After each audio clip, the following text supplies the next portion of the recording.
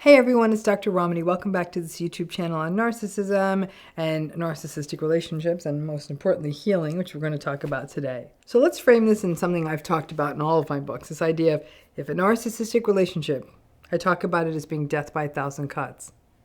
But perhaps if it's death by 1,000 cuts, then healing might be the 1,000 small things that we do to take ourselves back. Before I talk about that, more stuff on healing, I want to take a quick second and let you know about a couple of in-person events I'm going to be having this fall for survivors. One is in London, England from September 5th to 6th, and the other is in North Carolina from November 1st to 3rd. And additionally, I'll also be having an event for therapists and coaches on London, England on September 7th. These are all full-day intensive events. More information on these events can be found in the video descriptions. So let's talk about this. So let's get back to the idea of death by 1,000 cuts. In It's Not You and in other places, I talk about the narcissistic relationship as death by 1,000 cuts. The slowly being sort of taken down and taken apart. And that it's not always one big thing that brings you down in a narcissistic relationship. It's not a massive betrayal or even, a physical fight. But it's the little things that happen day after day, the humiliation, the criticism, the tone of voice, the rating on your good news, the victimhood, the gaslighting. Day after day, it adds up. Day after day, your light gets turned down. Day after day, you become smaller and smaller. And one day, you look up, and you don't even really know who you are anymore. And because it is so subtle, other people don't notice it. And it is even difficult to get help for what you're going through.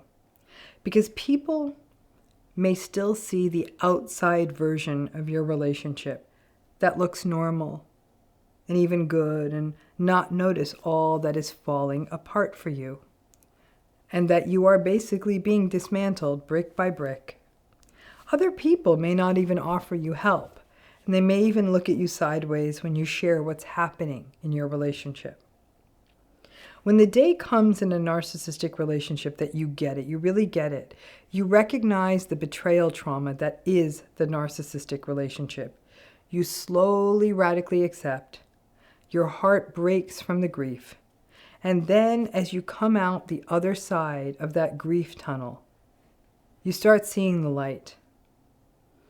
You stop investing in the narcissistic person and the narcissistic relationship or system.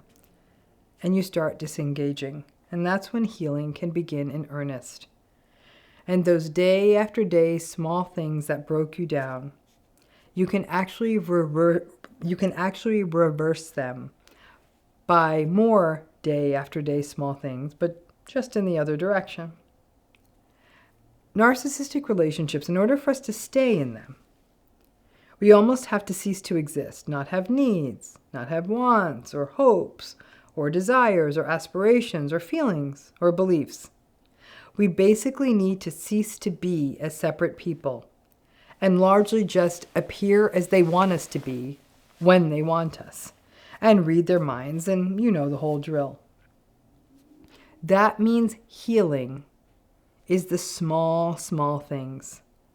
Maybe stopping on the way home from work to get a cup of tea or a bite to eat at the place we love and not telling them and just making it our own time.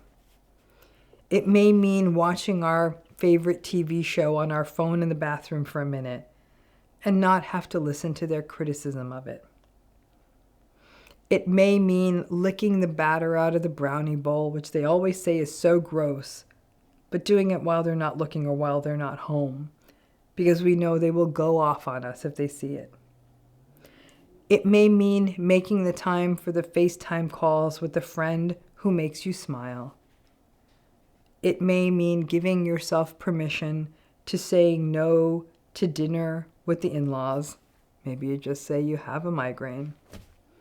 It may mean leaving the staff meeting to go to the bathroom, just as the annoying assignments that the narcissistic person always manages to weasel out of are handed out, and then acting like you had a stomach bug because you were in the bathroom for so long, and whoops, miss taking on that extra task. It may mean staying in the aisle seat that you picked out for the family trip and you always find yourself giving up to the narcissistic person who feels too entitled to pick their airplane seat ahead of time.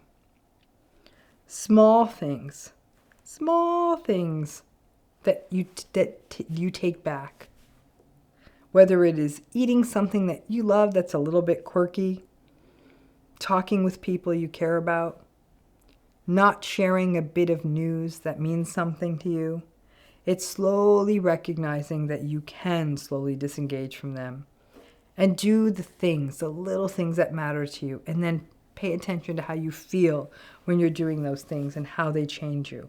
Who knew that watching an episode of 90 Day Fiancé could be a game changer? But that you do the silly things that matter to you without feeling that there's a dark, critical, judgmental cloud in the room, and enjoying it and not putting yourself down for enjoying it. It's one of the 1,000 tiny steps to individuation and separateness from the narcissistic person. When we talk about individuation, it can often feel really big. Like, I need to chart my own course for my life, or change my career. I have to articulate my big aspirations, or I have to get out of this relationship. It's not always that. It's, I'm going to order dessert tonight, or it's, I'm going to take the long way home so I can listen to the rest of this chapter in my audiobook. It's bringing the thing that you want to eat to the family potluck. It's the little ways we show up as ourselves. And don't get me wrong, the narcissistic people will bite back. But on the little stuff you do, they sometimes can't be bothered. And if you can endure their eye rolling and their light contempt, these little things can be wins. The 1,000 cuts that we endure in these narcissistic relationships need 1,000 Band-Aids. And these little things that we do are those Band-Aids. When I think back to when I got out of narcissistic relationships myself, that's a slip. My little things were things like not telling anyone where I was going and taking a long drive, or texting while I watched TV, or laughing loudly when I heard something funny. These were small things, but things that were so cruelly shut down when I was in narcissistic relationships. And it felt good. The smallest things, like sending a text to my sister while I watched TV, a behavior that I once got screamed at about, it felt like damned liberation. You can do this even if you are still in the narcissistic relationship. And you could definitely do it with full effect if you have left the narcissistic relationship. And really do all the small things. That's the biscuits in bed of it all. But pay attention to how it feels, how you feel more whole in your body. You may even feel less exhausted, less vigilant. You may put the volume up. You may leave the towel on the floor and not feel obsessed over it.